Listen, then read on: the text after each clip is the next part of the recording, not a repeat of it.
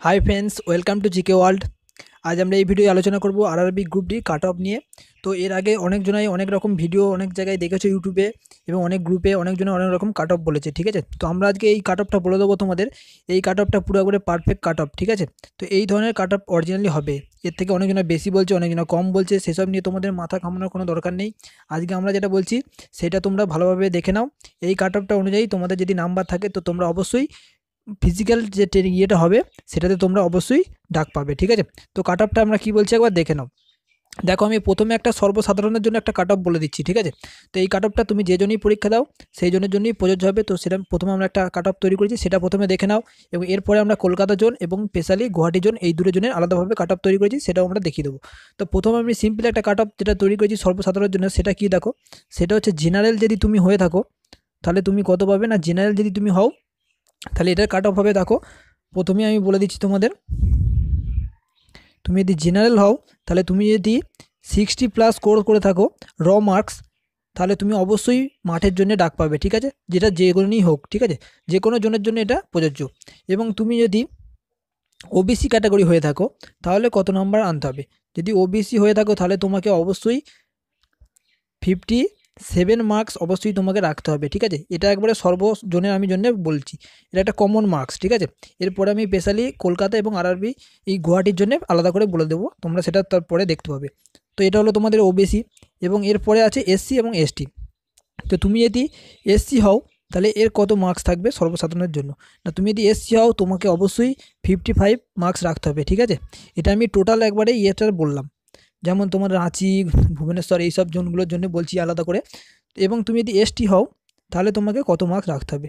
তো তুমি যদি এসটি হও তাহলে তোমাকে অবশ্যই 52+ থাকলে তুমি অবশ্যই মাঠের জন্য ডাক পাবে, ঠিক আছে। এটা গেল আমাদের সর্বসাধারণের একটা cut off, simple cut off. এবং এরপরে আমরা দেখে নেবো কি না কলকাতা জনের স্পেশালি কাট অফ কত হতে পারে। তো এবার তোমরা সেটা একবার দেখে নাও, খুবই একটা সাধারণ ব্যাপার। দেখো, আমাদের কলকাতা জনের কাট অফ আমি এখানে একটা লিখেছি, তো তোমরা নজর দিয়েই দেখতে পাবে, ঠিক আছে। তো এখানে ভ্যাকেন্সিটাও আমি দিয়ে দিয়েছি কলকাতা জন্য কতগুলো আছে, এবং কাট অফটা দেখো কী হয়েছে। যদি তুমি জেনারেল হয়ে থাকো তো কলকাতা যে আমাদের কাট অফ হবে সেটা হচ্ছে তুমি যদি 58+ স্কোর করে থাকো, কি 58-এর 1-2 কমও যদি থাকে তোমার, তো অবশ্যই তুমি ভালোভাবে প্র্যাকটিস এবং প্রিপারেশান নাও, তোমাকে অবশ্যই মাঠের জন্য ডাকা হবে, ঠিক আছে। যদি তুমি ওবিসি হয়ে থাকো, দেখো তুমি 56+ করেছো, কি 55 কি 4 তোমার স্কোর আছে, ঠিক আছে, 1-2 কম বেশি হবেই।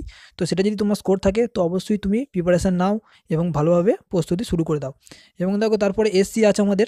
তো এসসি আমাদের যদি তুমি 53 পর্যন্ত যদি তুমি স্কোর করে থাকো র মার্কস, এবং তার প্লাস থাকলে তো খুবই ভালো, এবং তার কমে যদি 1-2 থাকে তোমার, তো অবশ্যই তুমিও ভালোভাবে প্রিপারেশান নেওয়া শুরু করে দাও, ঠিক আছে।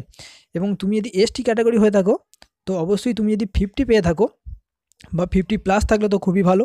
যদি তুমি 50 পেয়ে থাকো তো অবশ্যই তুমি ভালোভাবে মন দিয়ে প্রিপারেশান শুরু করে দাও। এটা হচ্ছে আমাদের কলকাতা জোনের কাট অফ, ঠিক আছে। তো এটা আমি র মার্কসের উপর বললাম। এরপরে তোমাদের নর্মালাইজেশন হবে, সেখানে তোমাদের অবশ্যই অনেকজনের মার্কস বৃদ্ধি পাবে, যাদের কোশ্চেন টাফ হয়েছে তাদের আরও বেশি বৃদ্ধি পাবে। তো সেটা নিয়ে তোমাদের চিন্তা করার কারণ নেই, তো সেটা ভবিষ্যৎ বলবে কার কী কত বাড়বে। তো তোমাদের যদি এটা র মার্কস থাকে এরকম, তাহলে তোমরা অবশ্যই এখন থেকে প্রিপারেশান নেওয়া শুরু করে দাও। এবার দেখো, আমি গুয়াহাটি জোনের একটা আলাদা কাট অফ তৈরি করেছি, সেটা কী হবে। তো সেটাও একটা খুবই সিম্পল কাট অফ তৈরি করেছি। দেখো, বিভিন্ন জায়গা থেকে আমরা সন্ধান নিয়ে যে কে কীরকম নাম্বার পেয়েছে, কীরকম ছাত্র, তো সেই হিসাবে আমরা কাট অফটা তৈরি করেছি, অনেক গ্রুপে আমরা ফলো করেছি। তো দেখো, গোয়াবডি গ্রুপে তুমি যদি জেনারেল হয়ে থাকো তাহলে কাট অফ কত হবে না, তুমি যদি 55+ স্কোর করে থাকো, কি 55 পর্যন্ত তুমি যদি পেয়ে থাকো, তার 1-2 কম হলেও অসুবিধা নেই। তো অবশ্যই ভালোভাবে প্রিপারেশান নেওয়া শুরু করে দাও, ঠিক আছে। এটা কিন্তু পুরো কমপ্লিট তোমার চাকরি পাওয়ার জন্য আমরা বলছি না, তুমি মাঠ পর্যন্ত অবশ্যই পৌঁছাবে, ঠিক আছে। এবং তারপরে তোমার যে বাকি রিক্রুটমেন্ট হবে সেটা তোমার এবার মার্কস হিসাবে সেটা তো হবে, তোমরা অবশ্যই জানো, কিন্তু তোমাকে মাঠে রাখা অবশ্যই হবে 55 যদি তুমি নাম্বার পেয়ে থাকো, ঠিক আছে, কি তার প্লাস স্কোর করে থাকো। দেখো, ওবিসি যদি তুমি হও, তুমি যদি 53 পেয়ে থাকো গুয়াহাটি জোনে, তাহলে তোমাকে অবশ্যই মাঠে রাখা হবে, তাহলেও তুমি প্রিপারেশান নেওয়া শুরু করে দাও। এবং যারা এসসি এবং 48+ স্কোর করেছো, ঠিক আছে, তো তারাও অবশ্য খুব ভালো। তো সব প্রশ্ন একটু শক্ত হয়েছিল, অনেকজনই কম নাম্বার পেয়েছে, তো সেই নিয়ে টেনশন করার কিছু নেই।